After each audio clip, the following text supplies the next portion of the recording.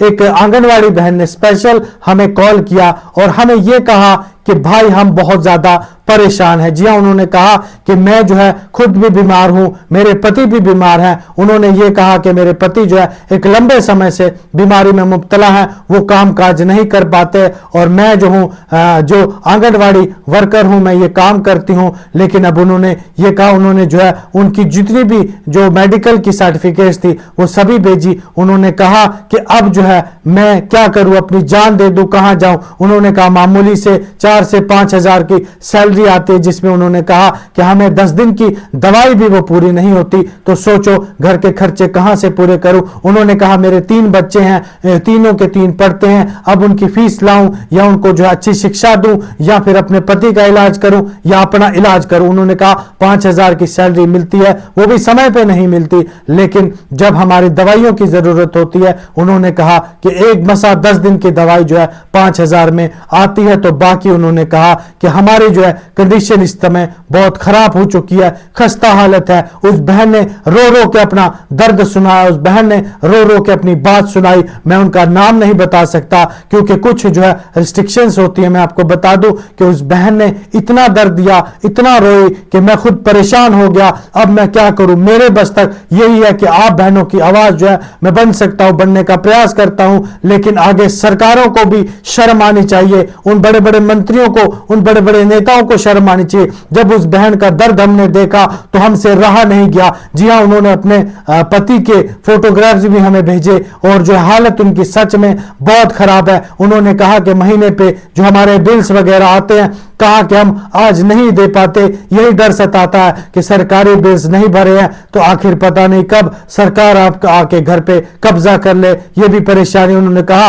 कि मैं दिन को अपनी जो है ड्यूटी जाती हूं, लेकिन मेरे पति बेड पे लेटे होते हैं। घर जब स्कूल जाती हूं, जब आंगनवाड़ी ऑफिस जाती हूं, तो ये नहीं रहता कि घर पहुंचते तक मेरे पति रहेंगे या नहीं रहेंगे। उन्होंने कहा घर में कोई नहीं होता है, बच्चे अकेले जो है वो स्कूल जाते हैं, उसके बाद पति घर में अकेले होते हैं। मुझे जो अपनी ड्यूटी, फिर भी मैं अपनी ड्यूटी पूरी टाइम टू टाइम करती हूं, लेकिन बड़ी अफसोस की बात है सरकार ने इनकी आवाज अभी तक नहीं सुनी। ऐसा ही दर्द मैं बता दूं कि ये एक ही हमारी बहन का नहीं है, ऐसा दर्द हमारी हजारों बहनों का होगा जम्मू कश्मीर में, जिनको जो है इस सैलरी से अपनी पूरी नहीं पड़ रही, वो क्या करें, मजबूर है। उस बहन ने यह कहा कि लास्ट ऑप्शन मेरे पास ये बचता है कि मैं आत्महत्या कर दूं। फिर हमने उस बहन को समझाया कि इस प्रकार की बातें आप ना करें, क्योंकि आत्महत्या करना कायरों का काम है, डरपोक का काम है, ये चीज आप नहीं करेंगे। मैंने ये कहा कि जरूर आपकी भी एक दिन अच्छे दिन आएंगे, आपकी भी सरकार जो है वो इस प्रकार से आपकी बात सुनेगी,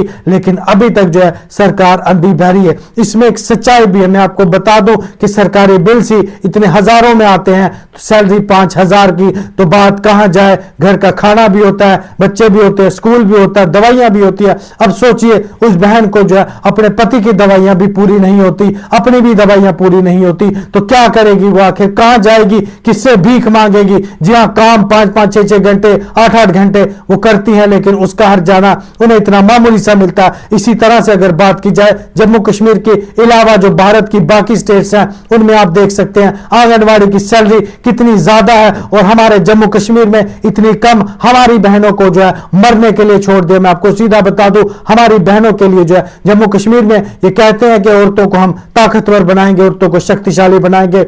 उन नेताओं को ये चांटा है उस बहन का, उस बहन ने थप्पड़ मारा है उन नेताओं के लिए जो ये कहते हैं हम औरतों को शक्तिशाली बनाएंगे। अगर औरतों को शक्तिशाली आप बनाते तो ये मेरी बहन इतना रो रो के अपना दर्द नहीं सुनाती, ये मेरी बहन आत्महत्या के लिए मजबूर नहीं हो जाती। अब आप ही बताइए क्या करे ये बहन, सच में भी इनको बहुत ज्यादा परेशानी है, सरकार जो है सुन नहीं पा रही। और ऐसी कितनी ही बहनें जो अलग अलग परेशानियां हैं, जिनकी अलग अलग दिक्कतें हैं, उनकी सैलरी पूरी नहीं होती, तो बहुत अफसोस से कहना पड़ता है कि सरकारें, पिछली सरकारें, आज की सरकारें सब फेल हो चुकी है। जी हां, सब फेल हो चुकी है। जब मेरी बहन इस प्रकार से इतनी बुरी कंडीशन में जो है वो जी रही है अपनी जिंदगी, कई बहनें इस तरह से गुजार रही हैं, सरकारी नौकरी करने के बावजूद भी, आंगनवाड़ी हेल्पर वर्कर होने के बावजूद भी, आशा वर्कर होने के बावजूद भी इस प्रकार की जिंदगी जी रही है, तो शर्म आनी चाहिए उन नेताओं को, उन मंत्रियों को डूब मरना चाहिए जो कि हमारी बहनों का जो है जी शोर तवज्जो नहीं देते, उनकी सैलरी जो है बढ़ाते नहीं। हम भी जो है रिक्वेस्ट कर करके थक चुके हैं अपने चैनल पे। कितना इन बहनों का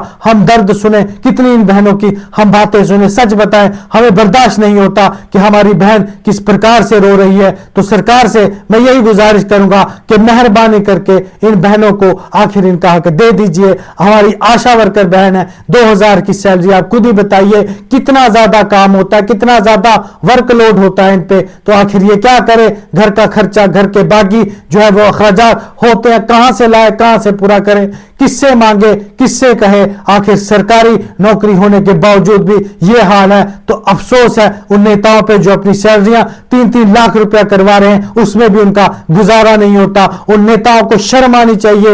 एक बहन महीने का 2000 ले रही है, एक बहन महीने का 900 रुपया ले रही है, एक बहन महीने का 2500-5000 ले रही है, और आपको 3-3 लाख में जो है वो भी कमी लगती है। ये भेदभाव नहीं होना चाहिए। जिस तरह से सरकारें चुनाव से पहले होती हैं, कितनी शरीफ जो ये नेता होते हैं, लेकिन जब इनको कुर्सी गद्दी मिल जाती है उसके बाद सिर्फ इनको दिखता है तो पैसा दिखता है, पावर दिखता है। बाकी हमारी उन गरीब महिलाओं की, उन गरीब बहनों के आंसू नहीं दिखते, उन गरीब बहनों का दुख नहीं दिखता जो अपना दुख किसको सुना सके। तो यही मेरी उन सरकारी नेताओं से, उन सरकार से हाथ जोड़ के विनती है कि मेहरबानी करके इन बहनों को जो है आत्महत्या करने के लिए मजबूर ना कीजिए। इनकी सैलरी जो है समय समय पे दे दीजिएगा, और इनकी सैलरी में बढ़ोतरी होनी चाहिए, चाहे वो आंगनबाड़ी हेल्पर हो, वर्कर हो या फिर आशा वर्कर हो। इन सब की सैलरी में जो है जल्दी से जल्दी सरकार बढ़ोतरी करे, यही हमारी गुजारिश है सरकारों से। और हमेशा हम आपकी आवाज बनने का प्रयास करते हैं, हम आपकी आवाज को अपने प्लेटफॉर्म पर लाने का प्रयास करते हैं। तो आप बहनें भी सभी हमारे चैनल को जरूर सब्सक्राइब कीजिए, ताकि कोई भी आने वाला जो अपडेट है वो आप तक पहुंच सके, और आपकी आवाज जो है हम जरूर जो है बनेंगे जब तक कि आपको आपका इंसाफ नहीं मिल जाता। और उस बहन से भी मेरी यही गुजारिश है कि आप अपना दिल बिल्कुल छोटा ना कीजिए। एक दिन ऐसा आएगा कि जब आपको इंसाफ मिलेगा। बहुत बहुत धन्यवाद।